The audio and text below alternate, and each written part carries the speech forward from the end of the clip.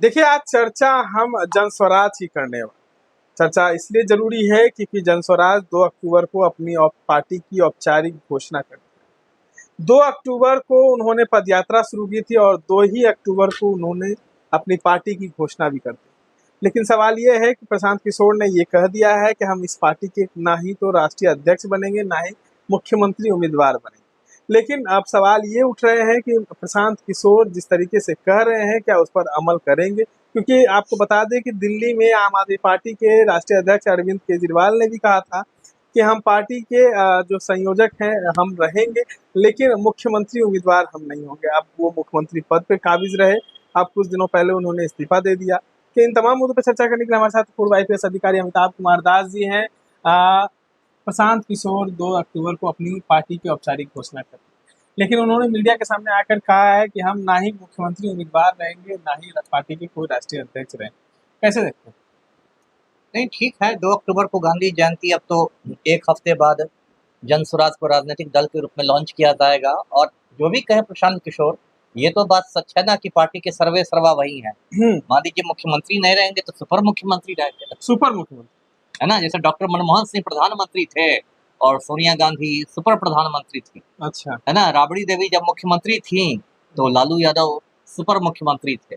तो वो भी तो एक चीज होती है कि ठीक है, मैं मुख्यमंत्री नहीं बनूंगा, लेकिन मन ही में है कि मैं सुपर मुख्यमंत्री रहूंगा। हाँ, मुख्यमंत्री को उंगली करते रहेंगे, रिमोट से चलाते रहेंगे, हाँ। है ना। तो वो बात है। देखिए, ये तो एक मतलब आप समझ सकते हैं कि बिहार की राजनीति में एक भूचाल आने वाला है। मैं तो इसको भूचाल ही मानता हूँ। भूचाल कैसे आ जाएगा सर? इतनी सारी पार्टियां हैं, पुरानी पार्टियां हैं। हाँ ठीक है, लेकिन मैं इसको भूचाल के रूप में देख रहा हूँ। देखिए, पुरानी पार्टियां तो है, इसमें कोई शक नहीं। और बिहार में तो बहुत मतलब राजनीतिक रूप से बिहार बहुत चेतन राज्य है, बहुत यहाँ की जनता सचेत है। लेकिन ये जो प्रशांत किशोर ने लगभग 2 सालों से तो तैयारी की, इसके पहले भी ये चुनावी रणनीतिकार थे, उस रूप में इनकी पहचान थी। लेकिन 2 अक्टूबर 2022 से इन्होंने जनसुराज पदयात्रा शुरू की पश्चिमी चंपारण के भितारवा आश्रम से। और इन्होंने मतलब सैकड़ों गांवों का अब तक दौरा किया है, जो बिहार में मैं समझता हूँ पहली बार ऐसी पदयात्रा हो रही होगी। और इनको आर्थिक स्रोत की भी कमी नहीं है। मतलब आप देखें तो बहुत ज्यादा इनके पास लगता है कि आर्थिक रूप से मजबूत व्यक्ति हैं। जितना कई लोग कह रहे हैं कि बिजनेसमैन है, बिजनेस करने आया है बिहार में। अब वो तो आरोप प्रत्यारोप का दौर होगा। ऐसे देखिए तो सारे राजनेता बिजनेसमैन ही है। मोदी जी कौन स्टेट्समैन है? वो तो एक अलग बात है। राजनीति अपने आप में इस देश में एक व्यवसाय हो गया है, वो तो बात सब पर लागू होती है, बस प्रशांत किशोर पर क्यों? तो ये है भूचाल। में इसलिए कह रहा था क्योंकि प्रशांत किशोर ने जिस तरह की घोषणाएं की हैं, उससे मतलब बाकी पार्टियों में एक सरदर्द पैदा हो गया। जैसे उन्होंने कहा कि मैं 75 मुसलमानों को टिकट दूंगा। अब जो मुसलमान है वो पिछले 30-35 साल से आप देखें तो राजद के वोटर माने आते हैं। माई समीकरण रहा है लालू और तेजस्वी का, मुस्लिम यादव। अब आप 75 मुसलमानों को टिकट दे देंगे तो ये राजद के लिए सरदर्द हो गया। प्रशांत किशोर तो खुल के बोलते हैं कि मुसलमान जो है वो राजद के लालटेन में किरासन तेल है, मैं किरासन तेल ही निकाल दूंगा। तो ये तो राजद के लिए टेंशन की बात है। इसके जो प्रदेश अध्यक्ष है राजद के जगदानंद सिंह, उन्होंने एक पत्र भी लिखा कार्यकर्ताओं को कि आप लोग जनसुराज से दूरी बनाए रखे। उन्होंने लोगों को याद दिलाया कि ये प्रशांत किशोर पांडे है। मतलब ये भी लोगों को याद दिलाया जा रहा है कि पांडे है, मतलब ये जाति का रंग खोला जा रहा है। मतलब ये अगड़ी जाति के हैं तो पिछड़ों और दलितों और ये सबको मतलब आगाह किया जा रहा है। ऐसे ये बहुत ओछी राजनीति है। किसी को आप जाति के नाम पर टारगेट करते हैं, लेकिन ओछी राजनीति हो रही है। और उसके बाद दूसरा जो इन्होंने मुद्दा उठाया है, कहते हैं कि हमने 40 कम से कम 40 महिलाओं को टिकट दूंगा। तो महिलाएं मानी जाती हैं कि नीतीश कुमार पलटू राम के साथ रहती हैं शराबबंदी को लेके या बाकी चीजों को लेके, तो इसके लिए पलटू राम टेंशन में है।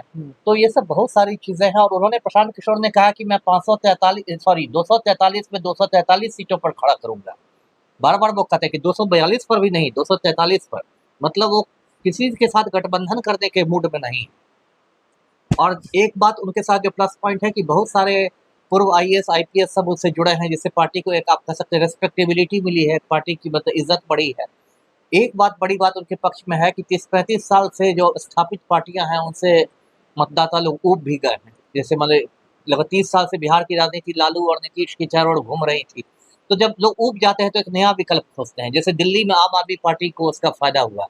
लोग भाजपा और कांग्रेस से इतना उब गए थे कि लोगों ने आम आदमी पार्टी को चुन लिया। या पंजाब में जो आम आदमी पार्टी की सरकार बनी, उसकी भी एक वजह थी कि भाजपा, अकाली, कांग्रेस ये सबसे लोग इतना उब गए थे कि उन्होंने कहा कि अब इसको मौका देकर देखते हैं। तो वो एक बड़ा इनको प्लस पॉइंट मिलेगा कि लोग कहेंगे कि अरे पलटू राम को तो 19 साल से मौका दिया, लालू राबड़ी को तो 15 साल तक मौका दिया, अब क्या आपने किया और अब क्या करेंगे? तो ठीक है, पलटू राम को कहा जाएगा आप थोड़ा आराम किया जाए, अब जो है इनको भी हम लोग देख लेते हैं।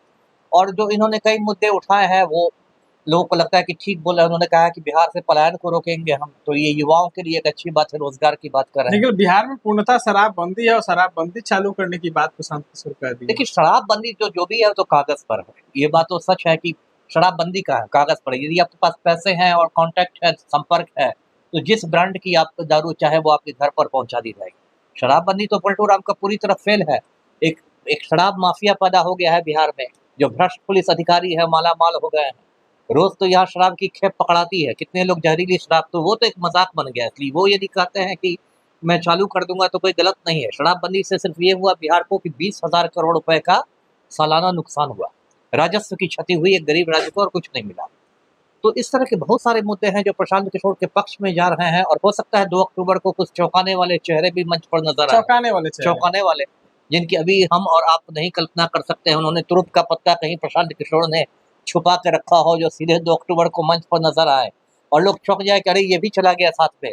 तो एक कह सकते हैं कि राजनीति में उन्होंने एक मोमेंटम पकड़ लिया है, और एक जन स्वराज आप कह सकते हैं कि इसकी तरफ बहुत तेजी से लोगों का आकर्षण बढ़ा है। तो यदि चुनाव में कोई धमाका कर दे तो किसी को आश्चर्य नहीं होना चाहिए। चुनाव में कोई धमाका हो तो किसी को आश्चर्य नहीं होगा। और प्रशांत किशोर जिस तरीके से आगे बढ़ रहे हैं, तो कहीं ना कहीं बिहार विधानसभा चुनाव में बीजेपी हो, राजद हो या जदयू, इन तमाम पार्टियों को बड़ा नुकसान होने वाला है। इस तरह के तमाम अपडेट्स के लिए बने रहे हमारे साथ।